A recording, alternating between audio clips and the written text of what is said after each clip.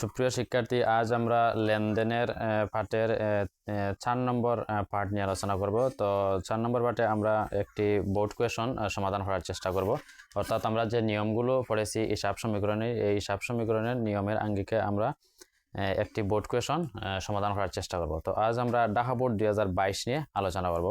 তো এই বোর্ড কোয়েশনগুলো যখন আমরা সলভ করার চেষ্টা করব, তখন অবশ্যই তোমরা যে বোর্ডের যে প্রশ্নটি রয়েছে সেটি খাতায় প্রথমে তুলে নেবে এবং প্রশ্ন দেখে দেখে এগুলা বোঝার চেষ্টা করবে, এতে সহজে বুঝতে পারবে। তো ঢাকা বোর্ড 2022-এর যে প্রশ্নটি আমি একবার পড়ছি। যে শ্যামল ট্রেডার্সের 2021 সালের মে মাসের নিম্নলিখিত লেনদেনগুলো সংগঠিত হয়। মে 1 তারিখ, অর্থাৎ ব্যবসা প্রতিষ্ঠানের নাম হচ্ছে শ্যামল ট্রেডার্স। 2021 সালের মে মাসে নিম্নলিখিত লেনদেনগুলো সংগঠিত হয়। তো মে 1 তারিখ লেনদেন হয়েছে নগদ 2,50,000 টাকা এবং 25,000 টাকার আসবাবপত্র নিয়ে ব্যবসা শুরু করা হয়েছে। অর্থাৎ মে মাসের 1 তারিখ নগদ 2,50,000 টাকা এবং 25,000 টাকার আসবাবপত্র নিয়ে ব্যবসাটা শুরু করা হয়েছে। 5 তারিখ জহির ট্রেডার্সের নিকট থেকে 70,000 টাকার পণ্য ক্রয় করা হলো। তাহলে 1 তারিখ যখন ব্যবসা শুরু করা হলো, 5 তারিখ গিয়ে জহির ট্রেডার্সের নিকটতে 70,000 টাকার পণ্য ক্রয় করা হলো। তাহলে এই ব্যবসা হচ্ছে একটি পণ্য ক্রয় বিক্রয় সংক্রান্ত ব্যবসা, অর্থাৎ সেবামূলক প্রতিষ্ঠান নয়। তারপর 10 তারিখ হচ্ছে 40,000 টাকা বেতনে একজন ম্যানেজার নিয়োগ দেওয়া হলো। তাহলে 40,000 টাকা বেতনে একজন ম্যানেজার নিয়োগ দেওয়া হলো। তো আমরা পূর্ববর্তী যে ক্লাসগুলোতে বলেছিলাম যে কোনগুলা লেনদেন এবং কোনগুলা লেনদেন নয়, অর্থাৎ অর্থের মাপকাঠিতে পরিমাপযোগ্য যে সকল ঘটনা ঘটে সেগুলোকে লেনদেন বিবেচনা করা হয়। যেহেতু ম্যানেজার নিয়োগ করা হয়েছে, এখনও তাকে কোনো বেতন প্রদান করা হয়নি, বিধায় এটি লেনদেন নয়। তারপর 15 তারিখ ব্যাংকে জমা দেওয়া হলো 10,000 টাকা। 20 তারিখ 18,000 টাকা মূল্যের পণ্য ক্রয়ের ফরমাশ দেওয়া হলো। ফরমাশ, চুক্তি, নিয়োগ এগুলা কোনো ঘটনার সাথে যখন বা কোনো তার সাথে যখন সম্পর্কিত থাকবে তখন সেগুলিকে আমরা লেনদেন বিবেচনা করব না। তাহলে এখানে আমরা 10 তারিখে পেয়েছি ম্যানেজার নিয়োগ, এটি লেনদেন নয়। আবার 20 তারিখে পেয়েছি পণ্য ফরমাশ দেওয়া হইল, এটাও লেনদেন নয়। 25 তারিখ আসবাবপত্রের উপর অবচয় ধার্য করা হলো 1500 টাকা, এটি হচ্ছে লেনদেন। একদিকে অবচয় নামক ব্যয় বৃদ্ধি পেয়েছে এবং আসবাবপত্র নামক সম্পদ হ্রাস পেয়েছে। তো এই হচ্ছে আমাদের এখানে শ্যামল ট্রেডার্সের মে মাসের 6টি লেনদেন সংগঠিত হয়েছে। 6টি লেনদেনের থেকে আমাদের 3টি প্রশ্ন করা হয়েছে। ক নম্বরের প্রশ্নটি হচ্ছে লেনদেন নয় এমন ঘটনাসমূহ চিহ্নিত করে মোট পরিমাণ নির্ণয় করতে হয়। অর্থাৎ এই 6টা লেনদেন হতে কোনগুলা লেনদেন নয় এমন ঘটনাগুলো চিহ্নিত করে তাদের মোট পরিমাণটা নির্ণয় করা। খ নম্বরে বলেছে শ্যামল ট্রেডার্সের লেনদেন দ্বারা সমীকরণ পদ্ধতিতে কারণ ব্যাখ্যা করতে হয়। অর্থাৎ সমীকরণ যে আমরা যেটি পড়েছিলাম এ সমান এল প্লাস ওই, এখানে আমরা দেখিয়ে দিয়েছিলাম যে কোন প্রতিটি লেনদেন সমীকরণের কোন না কোন উপাদানকে প্রভাবিত করে। তো কারণসহ সেই প্রভাবটি আমাদের ব্যাখ্যা করা। গ নম্বর হচ্ছে শ্যামল ট্রেডার্সের লেনদেন দ্বারা হিসাব সমীকরণের উপর প্রভাব দেওয়া হবে। অর্থাৎ বিবরণী ছক অথবা টেবুলার ছক একে আমরা এই প্রভাবটা দেখাবো। তো এই যে প্রশ্নের প্যাটার্ন, এই প্যাটার্নের প্রশ্নটি অধিকাংশ ক্ষেত্রে পরীক্ষায় এসে থাকে, তাই এই প্যাটার্নের প্রশ্নগুলা আমাদের ভালো করে বুঝতে হবে এবং এই লেনদেনের পার্ট থেকে একটি সৃজনশীল প্রশ্ন তোমাদের পরীক্ষায় অবশ্যই থাকবে।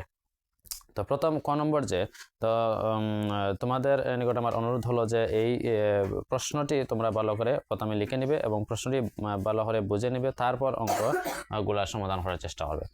যেমন ক নম্বর প্রশ্ন আমাদের বলেছে লেনদেন নয় এমন ঘটনাসমূহ চিহ্নিত করে মোট পরিমাণ নির্ণয় করো।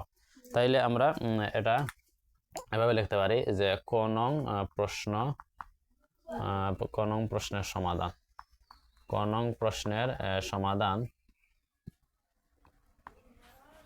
ক নং প্রশ্নের সমাধান লেনদেন নয় এমন ঘটনাগুলো চিহ্নিত করে মোট পরিমাণ নির্ণয়। তাহলে আমরা একটি চক এঁকে এই চকের মাধ্যমে বিষয়টি বুঝিয়ে দিতে পারি। যে এভাবে একটি চক আমরা এঁকে নিতে পারি। যে প্রথমে আমরা লিখব তারিখ, তারপর বিবরণ, তারপর টাকা। এভাবে আমরা চক এঁকে নেব, তারিখ, বিবরণ, টাকা। এবার দেখো, যেহেতু প্রশ্নে বলেছে কোনগুলা লেনদেন নয় এমন ঘটনাসমূহ চিহ্নিত করে মোট পরিমাণ, তাইলে প্রথমে আমরা 10 তারিখ একটি লেনদেন পড়েছি যে 40,000 টাকা বেতনে একজন ম্যানেজার নিয়োগ করা হলো। যখন কোনো ঘটনার সাথে নিয়োগ চুক্তিপত্র ফরমাস এগুলা থাকবে বা ব্যবসার ম্যানেজারের মৃত্যু হলো, এই ধরনের যখন ঘটনাগুলা থাকবে এবং এগুলা যখন অর্থ দ্বারা পরিমাপযোগ্য হবে না অথবা কোনো ধরনের অর্থের বিনিময় ঘটবে না, তখন সেটিকে আমরা লেনদেন নয় বিবেচনা করব। তো এখানে যেহেতু ম্যানেজার নিয়োগ করা হলো, এখানে আমরা দেব 2021 মে, এটা সংগঠিত হয়েছে 10 তারিখ মে 10, 2021 মে 10, এবং এখানে আমরা এটি লিখে নিব একজন ম্যানেজার নিয়োগ করা হলো, একজন ম্যানেজার নিয়োগ করা হলো, একজন ম্যানেজার নিয়োগ করা হলো, এবং এখানে টাকা লিখবো 40,000 টাকা। যেহেতু আমাদের বলেছে যে মোট পরিমাণ, ঘটনাসমূহের মোট পরিমাণটা অর্থাৎ টাকার অঙ্কে আমাদের মোট পরিমাণটা নির্ণয় করার কথা বলেছে, সেজন্য এখন আমরা 40,000, এখানে টাকার করে আমরা 2টি দিয়ে দেব, 40,000 এখানে বসাবো, 40 টাকা টাকা, তারিখ বিবরণ টাকা টাকা। এই যে তারিখ বিবরণ টাকা টাকা, এই যে একটি চক, এই চকটি অনেক অঙ্কের ক্ষেত্রে আমাদের ব্যবহৃত হয়ে থাকে। তো টাকা টাকা এখানে আমরা 40,000 বসাবো, এই যে 40,000, এই 40,000 এদিকে নিয়ে এখানে বসালাম 40,000। তারপর দেখো মে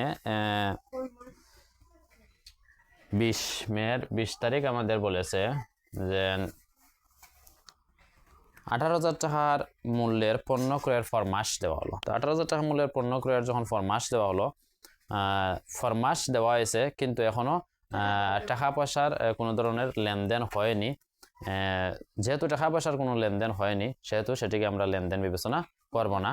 এবং কোনো ধরনের, যেহেতু আমরা পণ্য ক্রয়ের ফরমাস দিয়েছি অর্থাৎ আমরা প্রোডাক্টও আনি নাই, টাকাও দিইনি, কোনো ধরনের লেনদেন সংগঠিত হয়নি, দুইটি পক্ষের মধ্যে কোনো ধরনের লেনদেন সংগঠিত হয়নি বিদায় সেটিকে লেনদেন বলা যাবে না। তাহলে পণ্য ক্রয়ের ফরমাস, পণ্য ক্রয়ের ফরমাস,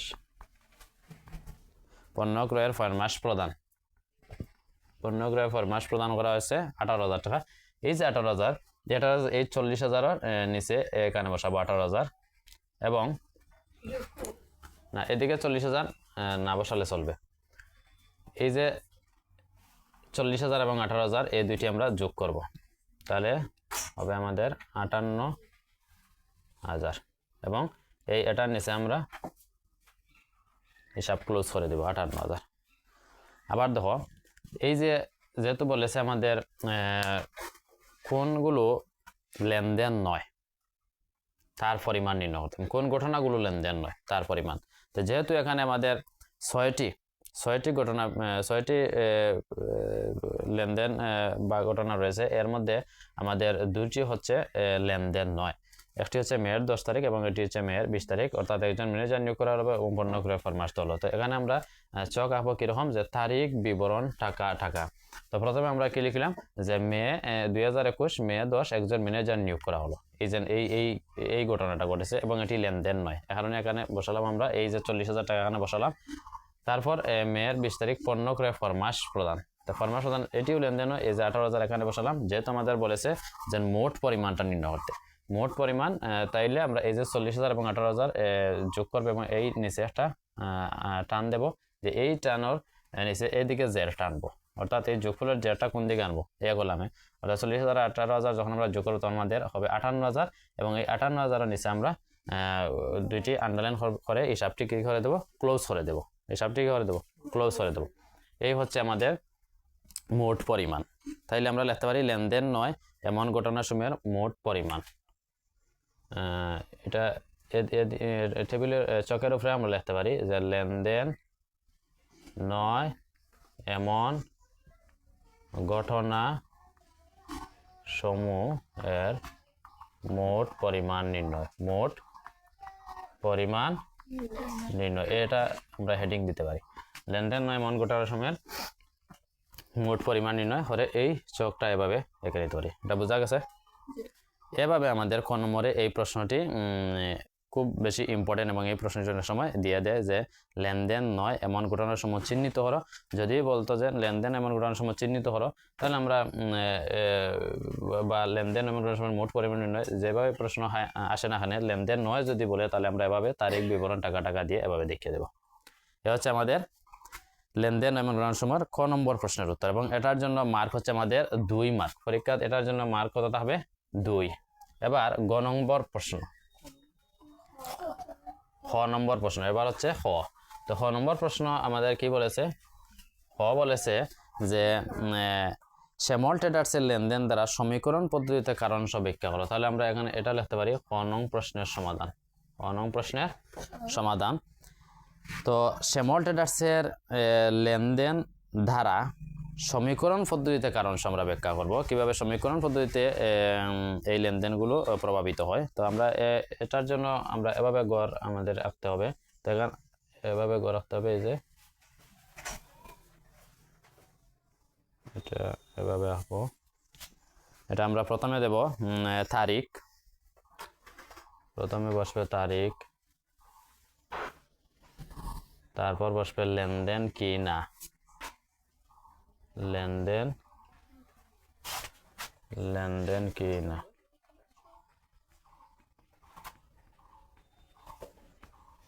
লেনদেন কি না। তারপরে বসবে সমীকরণ পদ্ধতিতে কারণ সহ ব্যাখ্যা, সমীকরণ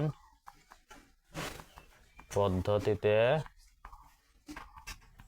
কারণ সহ ব্যাখ্যা। এইভাবে আমরা প্রথমে আমরা একটি চক এঁকে নিব, এবং এই চকের মাধ্যমে আমরা দেখিয়ে দেব যে কিভাবে হিসাব সমীকরণের উপর লেনদেনগুলো প্রভাব বিস্তার করে। এবং এটার হেডিং আমরা দিতে পারি যে শ্যামল ট্রেডার্সের লেনদেন দ্বারা সমীকরণ পদ্ধতিতে কারণ সহ ব্যাখ্যা করা হলো। শ্যামল ট্রেডার্সের লেনদেন দ্বারা হিসাব সমীকরণ পদ্ধতিতে কারণ সহ ব্যাখ্যা করা হলো, এটা হেডিং এখানে দেওয়া যেতে পারে।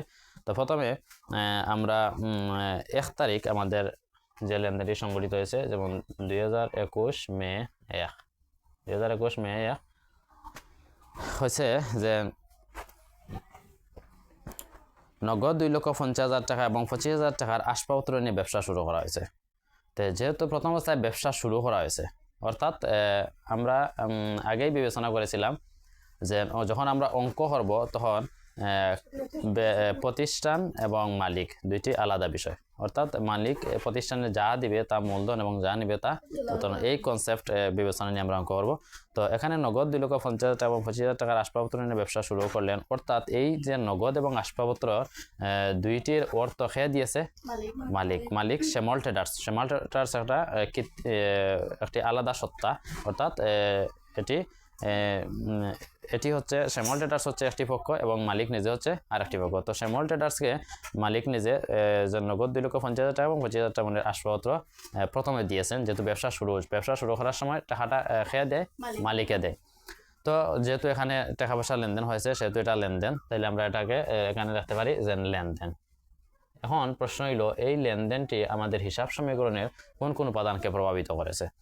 তো নগদ টাকা এবং আসবাবপত্র নিয়ে ব্যবসা শুরু করার কারণে এটা আমরা লিখতে পারি যে নগদ টাকা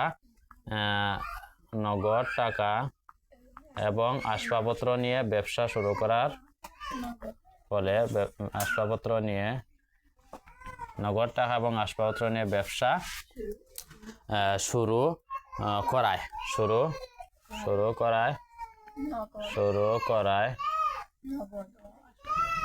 নগদ টাকা এবং আসবাবপত্র নিয়ে ব্যবসা শুরু করায় ব্যবসা প্রতিষ্ঠানের নগদ এবং আসবাবপত্র নামক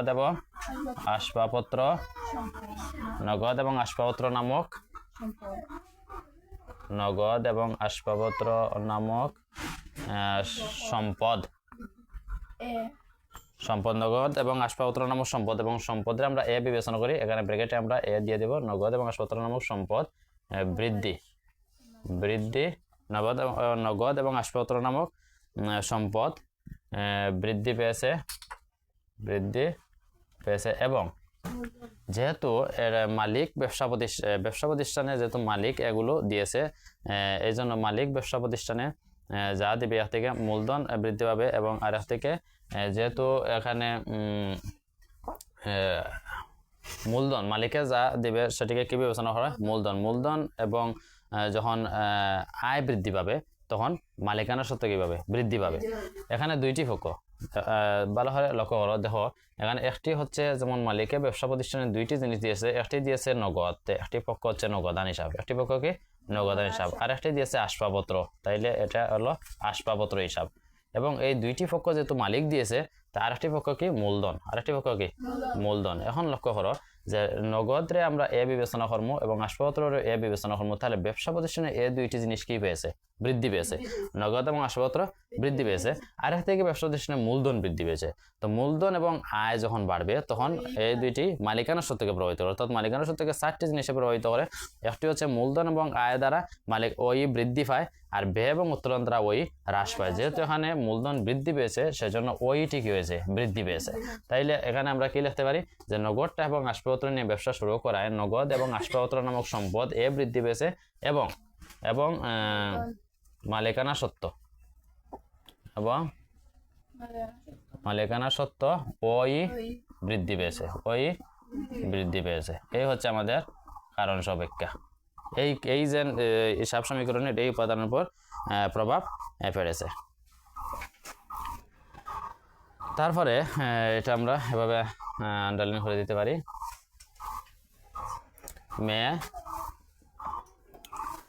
তারপর হচ্ছে মে 5 তারিখ আমাদের লেনদেন রয়েছে যে জহির ট্রেডার্সের নিকট হতে 70,000 টাকার পণ্য ক্রয় করা হলো, অর্থাৎ জহির ট্রেডার্সের নিকট হতে আমরা পণ্য ক্রয় করলাম। তো প্রথমে আমাদের দেখতে হবে যেহেতু এটা ক্রয় বিক্রয়কারী প্রতিষ্ঠান, এই জন্য পণ্য ক্রয়ের বেলা সবসময় ক্রয় হিসাব, পণ্য ক্রয়ের বেলা কি হিসাব? ক্রয় হিসাব। তো আমরা একটি পক্ষ পেলাম কি হিসাব? ক্রয় হিসাব। এবার দেখো যেহেতু আমরা জহির ট্রেডার্সের নিকট হতে পণ্য ক্রয় করেছি, অর্থাৎ জহির ট্রেডার্সের কাছ থেকে আমরা প্রোডাক্টটা নিয়ে এসেছি। এখন প্রশ্ন হইল যে এটি বাকিতে এনেছি না নগদ এনেছি। যেহেতু জহির ট্রেডার্সের নিকট এনেছি, এখানে নগদ শব্দটি উল্লেখ নেই, কিন্তু জহির ট্রেডার্স ব্যক্তি উল্লেখ আছে। যদি ব্যক্তি বা প্রতিষ্ঠানের নাম উল্লেখ থাকে এবং নগদ কথা উল্লেখ থাকে না, তাহলে আমরা ধরে নেব এটি বাকিতে হয়েছে। তো জহির ট্রেডার্সের নিকটতে আমরা পণ্য ক্রয় করেছি, অর্থাৎ একটি পক্ষ দিলাম ক্রয় হিসাব, কিন্তু জহির ট্রেডার্সকে এখন আমরা টাকা প্রদান করি নাই। যেহেতু টাকা প্রদান করি নাই সেহেতু টাকা আমাদের দিতে হবে, টাকা যেহেতু দিতে হবে সেহেতু প্রদেয়, অর্থাৎ জহির ট্রেডার্স হচ্ছে আমাদের দায়। জহির ট্রেডার্স আমাদের কি? যতক্ষণ পর্যন্ত আমরা তাকে টাকা প্রদান করছি না ততক্ষণ তো সে আমাদের দায়। এখন দুইটি পক্ষ, একটা হচ্ছে ক্রয় হচ্ছে আমাদের কি ব্যয়, ক্রয় হচ্ছে খরচ, ব্যয়। তো ক্রয় যেহেতু খরচ এবং ব্যয় বাড়লে ওই কি পায়? হ্রাস পায়।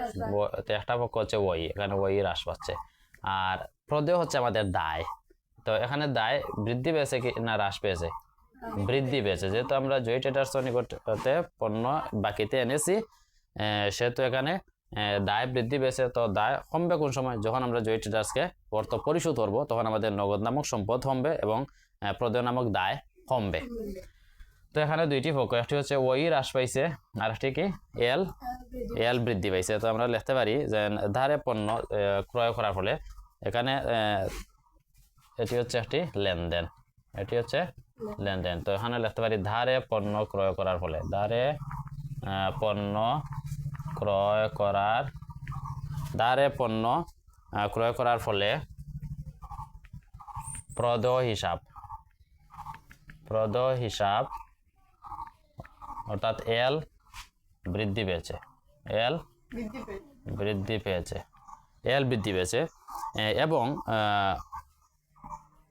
এবং পণ্য ক্রয় নামক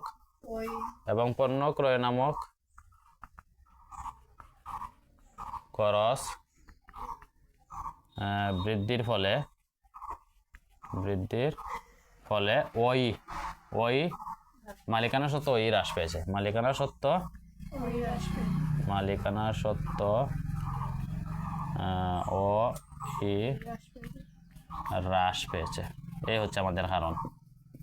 অর্থাৎ হিসাব সমীকরণের দুইটি উপাদানের উপর প্রভাব ফেলেছে, একটি এল নামক উপাদান এবং আরেকটি হচ্ছে ওই নামক উপাদান। তাইলে দেখো এই যে যখন আমরা এই লেনদেন বিবেচনা করব, তখন আমরা এই হিসাব সমীকরণে দেখব যে হিসাব সমীকরণটি আমাদের হচ্ছে এ সমান এল প্লাস ওই, অর্থাৎ এই যে উপাদান তিনটি রয়েছে এ এল ওই, এই তিনটি উপাদানের কোন না কোনো একটি অথবা দুইটি উপাদানকে প্রভাবিত করবে। যেমন এখানে এক নম্বরে প্রভাবিত করেছে এ, এবং এ বৃদ্ধি পেয়েছে, ওই বৃদ্ধি পেয়েছে। 2 নম্বর লেনদেনে আমাদের এল বৃদ্ধি পেয়েছে এবং ওই কি পেয়েছে, হ্রাস পেয়েছে। অর্থাৎ এই উপাদানের কোনো না কোনো একটি উপাদানকে কি হবে, প্রভাবিত করবে। তারপর দেখো যে এখানে আমাদের 10 তারিখ বলেছে যে 40,000 টাকা বেতনের একজন ম্যানেজার নিয়োগ করা হলো। যেহেতু 40,000 টাকা বেতনের ম্যানেজার নিয়োগ করা হলো, নিয়োগ করা যেহেতু সেহেতু সেটি লেনদেন নয়, যার জন্য এটি আমাদের ব্যাখ্যা করার প্রয়োজন নেই। যেহেতু এটি লেনদেন নয়, এটি ব্যাখ্যা করার প্রয়োজন নেই। তারপর দেখো আছে এই 15 তারিখ বলেছে ব্যাংকে জমা দেওয়া হলো। ব্যাংকে জমা দিয়েছে অর্থাৎ আমাদের ক্যাশ হতে টাকা ব্যাংকে গিয়েছে। যেহেতু টাকা পয়সার লেনদেন হয়েছে সেজন্য সেটি কি, লেনদেন। তো আমরা লিখতে পারি যে 15 তারিখ লেনদেন। এখন আমাদের দেখতে হবে যে ব্যাংকে জমা দেওয়ার কারণে, অর্থাৎ ব্যবসার ক্যাশ বাক্স যে টাকাগুলো থাকে সেটিকে নগদ টাকা বিবেচনা করা হয়, এবং এগুলো হচ্ছে ব্যবসার একটা সম্পদ। আবার ও টাকাটা যখন আমরা ব্যাংকের ব্যবসার অ্যাকাউন্টে যখন ব্যাংকে জমা দেবো, তখন ব্যাংক হিসাবটা হচ্ছে ব্যবসার একটা কি, সম্পদ। তো এখানে দেখো ব্যাংকে জমা দেওয়ার কারণে একটি পক্ষ হচ্ছে ব্যাংক, অর্থাৎ ব্যাংকের অ্যাকাউন্টে টাকা কি পেয়েছে, বৃদ্ধি পেয়েছে, ব্যাংক হিসাব। আর একটি পক্ষ হচ্ছে নগদান, অর্থাৎ ক্যাশর টাকা কি হয়েছে, কমেছে। তে দুইটি হচ্ছে ব্যবসা প্রতিষ্ঠানের সম্পদ। অর্থাৎ ব্যাংকে যে টাকা থাকবে এটির মালিক হচ্ছে শ্যামল ট্রেডার্স, আবার ক্যাশও যে টাকা থাকবে এটির মালিক হচ্ছে শ্যামল ট্রেডার্স। তো এই দুইটির মালিক যেহেতু শ্যামল ট্রেডার্স, এই জন্য ব্যাংক যখন টাকা জমা দিয়েছি তখন এখানে আমার এ বৃদ্ধি পেয়েছে, এ নামক সম্পদ কি পেয়েছে, বৃদ্ধি পেয়েছে। আর যখন আমার ক্যাশ হতে টাকা চলে গিয়েছে তখন এ আমাদের কি পেয়েছে, হ্রাস পেয়েছে। তো এখানে ব্যাংক নামক এ বৃদ্ধি এবং নগদ নামক এ হ্রাস পেয়েছে। তো যেহেতু ব্যাংকে জমা দেওয়া হয়েছে সেজন্য আমাদের সেটি লেনদেন। তো আমরা লিখতে পারি এখানে কারণ সাপেক্ষা যে ব্যাংকে জমা দেওয়ার ফলে ব্যাংক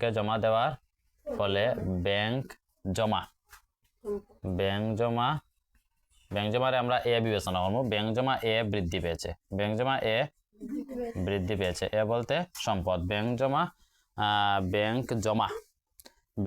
এ বৃদ্ধি পেয়েছে এবং নগদ এ হ্রাস পেয়েছে, এই হচ্ছে আমাদের প্রভাব।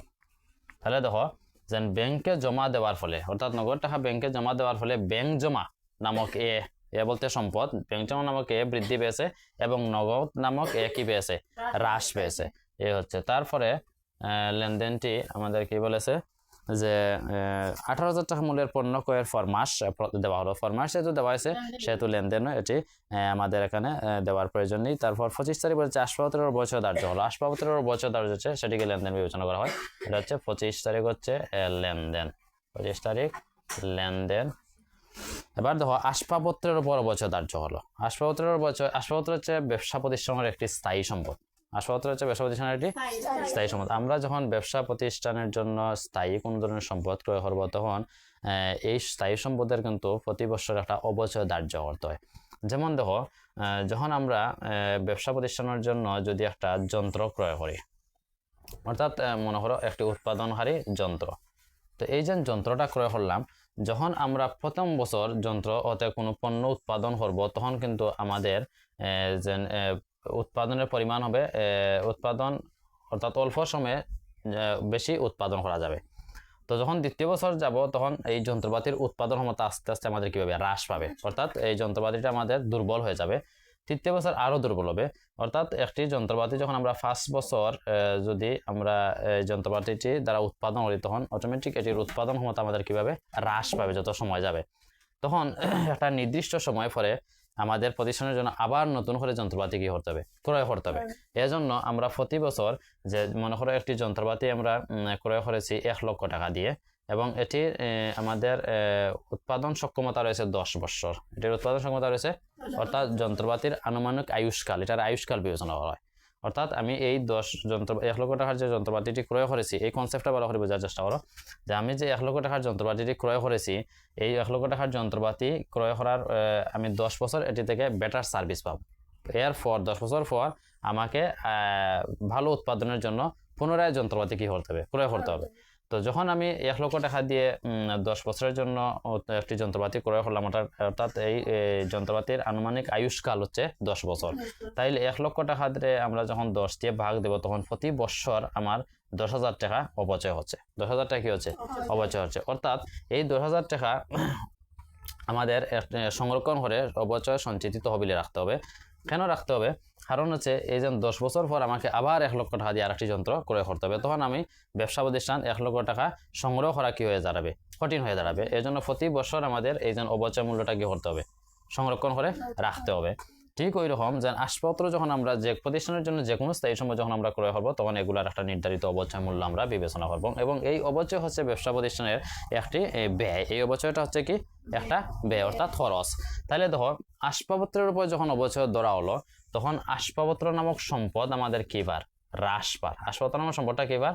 হ্রাস পার। যেমন আমি যদি একটি চেয়ার যখন আমি কিনলাম ধরো 500 টাকা দিয়ে, তো 1 বছর পরে কি এই চেয়ারটি আমি 500 টাকা বিক্রি করতে পারবো?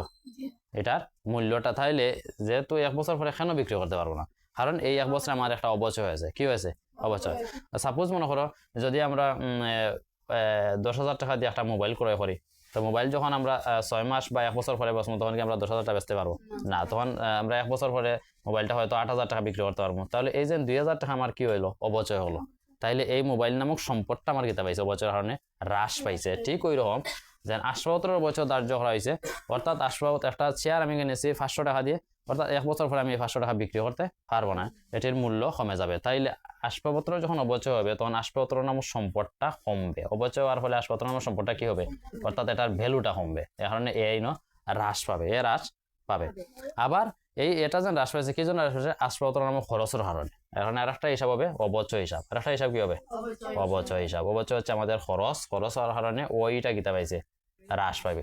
তাইলে দেখো, আসবাবপত্র যখন বা কোনো স্থায়ী সম্পদের যখন অবচয় ধার্য করা হবে, যে কোনো স্থায়ী সম্পদ, যন্ত্রপাতি, দালান কোঠা, আসবাবপত্র, ভূমি, যে কোনো ক্ষেত্রে যখন অবচয় ধরা হবে, তখন এই যে সম্পদের উপর অবচয় ধরা হবে, এই সম্পদের ভ্যালুটা কমবে। যেমন আসবাবপত্রের উপর অবচয় ধার্য করা হয়েছে, এই জন্য আসবাবপত্র হিসাব লিখে হ্রাস পেয়েছে। আবার অবচয়টা হচ্ছে একটা খরচ। অবচয়টা কি? খরচ, অর্থাৎ একটা ব্যয়। এই কারণে ব্যয় বাড়লে কি পায়? ওইটা হ্রাস পায়। এই দুইটা জিনিসটা প্রভাবিত করেছে। বুঝেছো? তাইলে এখন আমরা লিখতে পারি এটা কি, যে 25 তারিখ এটা লেনদেন, এবং এটা আমরা এভাবে লিখতে পারি যে অবচয় ধার্যের ফলে, অবচয় ধার্যের ফলে যে অবচয় নামক খরচ বৃদ্ধি পেয়েছে। অবচয় নামক খরচ বৃদ্ধি পেয়েছে, অর্থাৎ মালিকানা সত্ত্ব খরচ যেহেতু বাড়ছে, সেজন্য মালিকানা সত্ত্ব ওই হ্রাস পেয়েছে। এবং একদিকে আমাদের অবচয় ধার্যের ফলে অবচয় নামক খরচ বৃদ্ধি পেয়েছে, আর খরচ বৃদ্ধি হওয়ার কারণে ওই কিতা পাইছে? হ্রাস পেয়েছে। মালিকানা সত্ত্ব ওই হ্রাস পেয়েছে। আর আরেকদিকে আমাদের কি হয়েছে যে এবং আসবাবপত্র নামক সম্পদ, এই যে আসবাবপত্র যে সম্পদের অবচয় ধার্য করা হয়েছে, এই সম্পদের ভ্যালুটা আমাদের কি হয়েছে? কমেছে। কারণ আসবাবপত্র নামক সম্পদ হ্রাস পেয়েছে। তাহলে দুইটি জিনিস এখানে হ্রাস পেয়েছে। একটাই কি? মালিকানা সত্ত্ব ওই হ্রাস পেয়েছে, আর এদিকে আসবাবপত্র নামক সম্পদ হ্রাস পেয়েছে। আবার দেখো, অবচয় ধার্যের ফলে অবচয় নামক খরচ বৃদ্ধি পেয়েছে। অবচয় হচ্ছে একটা খরচ। অবচয় নামক খরচ বৃদ্ধি পেয়েছে, অর্থাৎ মালিকানা সত্ত্ব ওই হ্রাস পেয়েছে। খরচ বাড়ার কারণে মালিকানা সত্ত্বটা কিতা পায়? হ্রাস পায়। এবং আসবাবপত্র নামক সম্পদ হ্রাস পেয়েছে। এই হচ্ছে আমাদের এগুলার কারণ সবাইকে। এভাবে আমরা প্রতিটি লেনদেন, এই কনসেপ্টগুলো যখন আমরা ভালো করে বুঝবো, অর্থাৎ একটা লেনদেন হিসাব সমীকরণের এই যে এ সমান এল প্লাস ওই, এই যে উপাদান রয়েছে, এই উপাদানগুলার কোন উপাদান একটা লেনদেনকে প্রভাবিত করে, কোন সময় কোন উপাদানগুলো প্রভাবিত করে, এই কনসেপ্টটা আমাদের যত বেশি ক্লিয়ার হবে, তত বেশি আমরা এই হিসাব বিজ্ঞানের অঙ্কগুলা বুঝতে পারবো এবং আমাদের অঙ্কগুলা সমাধান করতে অতি সহজ হবে। সেজন্য এই ফরম্যাটের একটি প্রশ্ন তোমাদের পরীক্ষা থাকবে, অর্থাৎ এই প্রশ্নটা খ অথবা গ নম্বরে বেশিরভাগ এসে থাকে যে লেনদেন দ্বারা সমীকরণ পদ্ধতিতে কারণসহ ব্যাখ্যা। কারণসহ যখন ব্যাখ্যা বলবে তখন আমরা দেব তারিখ, লেনদেন কিনা, সমীকরণ পদ্ধতিতে কারণসহ ব্যাখ্যা, যেটা লেনদেন আছে এই লেনদেনগুলো আমরা এভাবে কারণসহ ব্যাখ্যা করব, আর যেগুলা লেনদেন হয় সেগুলা আনার দরকার নেই। বুঝেছো? এই ফরম্যাট অনুসরণ করে তোমাদের আরো যে লেনদেন যেগুলো আছে এগুলা সমাধান করার চেষ্টা করবে। তো এটা হচ্ছে আমাদের খ নং প্রশ্ন, এবং এই খ নং প্রশ্নের জন্য মার্ক হচ্ছে 4 মার্ক। এবার আমরা গ নং প্রশ্ন হচ্ছে স্যামুয়েল ট্রেডার্সের। তো হিসাব সমীকরণের উপর প্রভাব দেখাও বলতে আমাদের বোঝাচ্ছে এখানে গ নং হবে। তো হিসাব সমীকরণের উপর প্রভাব বলতে বোঝাচ্ছে কি যে প্রথমে আমাদের টেবুলার চক অথবা বিবরণী চকে এই প্রভাবটি দেখাতে হবে। তো এর জন্য প্রথমে আমরা সম্পূর্ণ লেনদেনটি পড়ে নেব, পড়ে নিয়ে যখন আমরা বিবরণী চক অঙ্কন হবো, বিবরণী চকের জন্য আমাদের সম্পদ এবং দায়ের গুলো আইডেন্টিফাই করতে হবে, যেহেতু সম্পদ এবং দায়ের জন্য আমাদের কলাম সংখ্যা নির্ধারণ করে হয়ে থাকে। তো 1 তারিখ আমরা পড়বো যে নগদ 2,50,000 টাকা ও 25,000 টাকার আসবাবপত্র নিয়ে ব্যবসা শুরু করা হলো। তো একটি পক্ষ হচ্ছে আমাদের নগদান, একটি পক্ষ কি নগদান, আর একটি পক্ষ হচ্ছে আসবাবপত্র, আর আরেকটি পক্ষ হচ্ছে মূলধন, আরেকটি পক্ষ কি মূলধন। তাহলে এই 3টা পক্ষ, প্রথম 1 তারিখের লেনদেন আমরা 3টা পক্ষ পেলাম। একটি পেলাম কি নগদান, একটা পক্ষ হচ্ছে আসবাবপত্র, একটা পক্ষ যেহেতু মালিক এই জিনিসগুলো দিয়েছে সেজন্য একটি পক্ষ হচ্ছে মূলধন। তারপরে 5 তারিখ হচ্ছে জহি ট্রেডার্স নিকটে 70,000 টাকার পণ্য ক্রয় করেছে। তো পণ্য ক্রয় করা হলো, পণ্য ক্রয় বলা ক্রয় হিসাব, ক্রয় হচ্ছে একটা ব্যয়, ক্রয় হচ্ছে একটা কি আয় ব্যয়, মূলধন, উত্তোলন এগুলার জন্য কোনো কলাম হয় না, এগুলা মালিকানা সত্ত্বকে প্রভাবিত করে। কাকে প্রভাবিত করে? মালিকানা সত্ত্বকে। তাইলে এখানে মূলধনের জন্য কলাম দেওয়ার প্রয়োজন নেই, যেহেতু এটি কি মালিকানা সত্ত্বকে প্রভাবিত করে। তাহলে আমরা এখানে 2টি ফেলাম, একটি হলাম নগদান, একটি আসবাবপত্র। আর 5 তারিখ আমাদের বলেছে জহি ট্রেডার্স নিকটে পণ্য ক্রয় করাইছে, এই জন্য একটি পক্ষ হলো ক্রয় হিসাব, ক্রয় হচ্ছে একটি কি ব্যয়, এই জন্য ক্রয় এখানে লেখা যাবে না। আর একটি পক্ষ হচ্ছে জহি ট্রেডার্স নিকটে আমরা বাকিতে পণ্য ক্রয় করেছি কিন্তু তাকে এখনো টাকা দেইনি, সেই জন্য আরেকটি পক্ষ হচ্ছে প্রদেয়।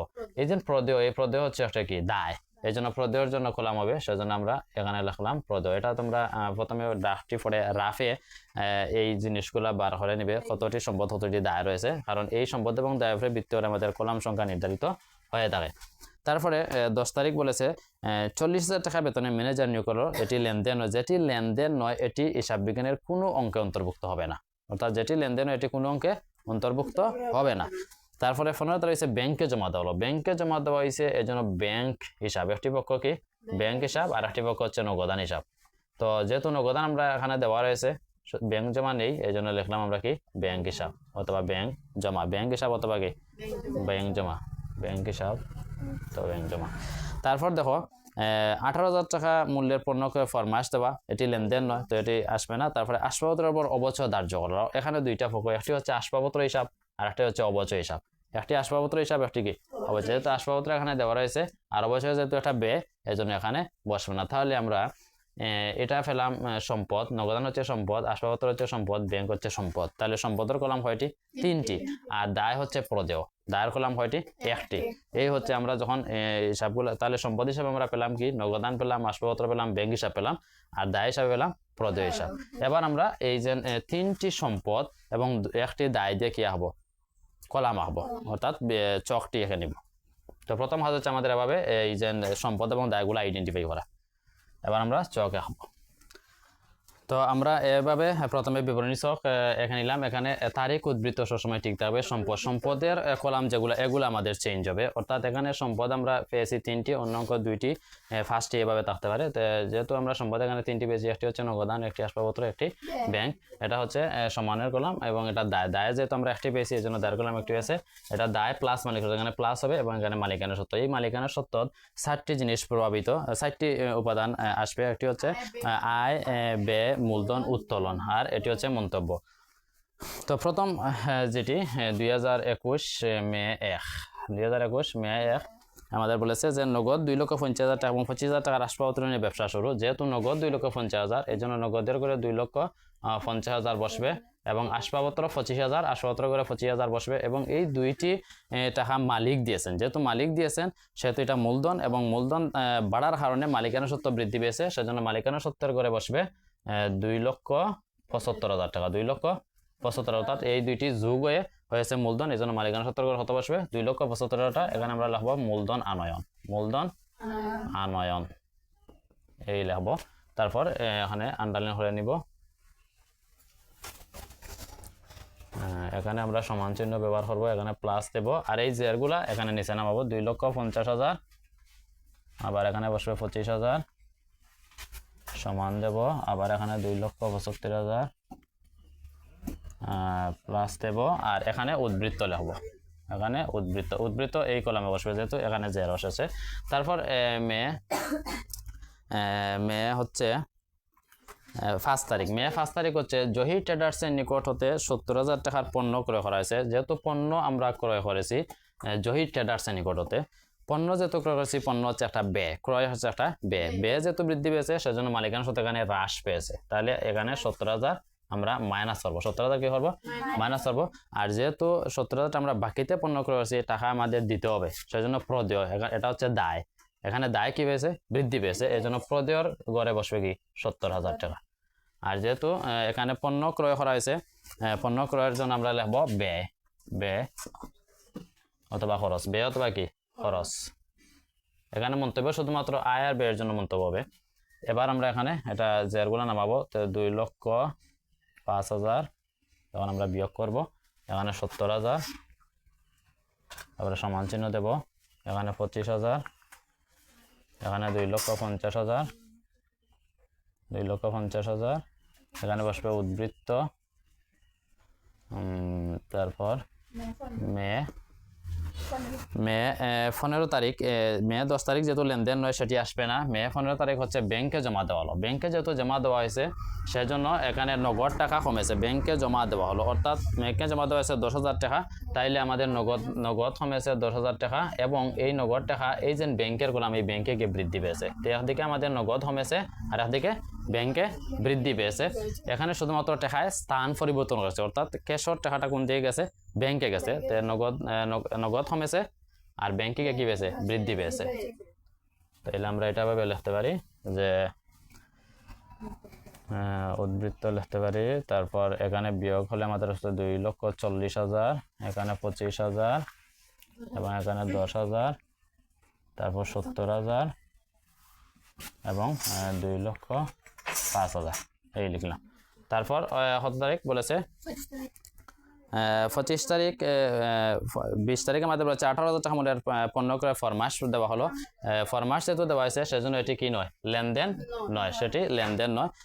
আবার বলেছে যে আসবাবপত্রের উপর অবচয় ধার্য করা হলো 1500 টাকা, এটি লেনদেন। তাহলে 25 তারিখ দেবো যে আসবাবপত্রের অবচয় ধার্য করা হয়েছে কি 2,1500 টাকা। তো আসবাবপত্রের উপর যেহেতু অবচয় ধার্য করা হয়েছে, এখানে আসবাবপত্র নামক সম্পদ কমেছে, আসবাবপত্র নামক সম্পদ কমেছে, এই জন্য এই যে 25,000 টাকা 1500 টাকা কি হবে? মাইনাস হবে, 1500 টাকা মাইনাস হবে।